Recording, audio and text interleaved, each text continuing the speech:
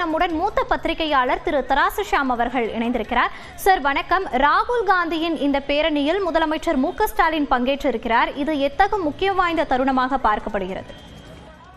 தேசிய அஜெண்டாவில் இருக்கிற ஒரு விஷயம், காங்கிரஸ் உள்ளிட்ட எதிர்க்கட்சிகள் வாக்கு திருட்டு என்பதை மையப்படுத்தி பிரச்சாரம் செய்கின்றன. அதற்கான பல ஆதாரங்களை தந்திருக்கிறார்கள். உச்சநீதிமன்றத்திலே நிலுவையில் இருக்கிற ஒரு விஷயம், அடுத்த வாய்தா வரும்போது என்னதான் இருந்தாலும் உச்சநீதிமன்ற நீதிபதிகளும் தொலைக்காட்சிகளை பார்ப்பார்கள், செய்தித்தாள்களை பார்ப்பார்கள். பீகாரில் எழுந்துள்ள இந்த போராட்டம் என்பது அவர்களுக்கும் தெரிந்திருக்கும்.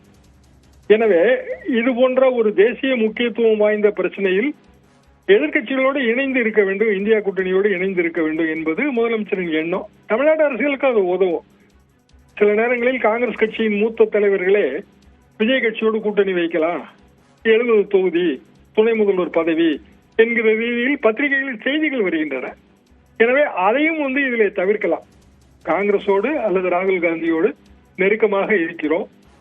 இங்கு பேசுகிற காங்கிரஸ்காரர்கள் என்னதான் மூத்த தலைவர்களாக இருந்தாலும் தேசிய தலைமைக்கு கட்டுப்பட்டவர்கள் தான்.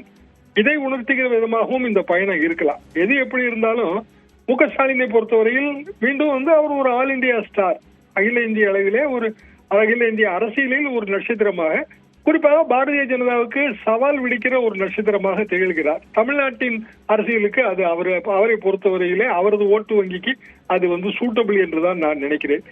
முதலமைச்சரின் பீகார் பயணம் மிகுந்த முக்கியத்துவம் வாய்ந்தது இந்த 2 வகைகளில்.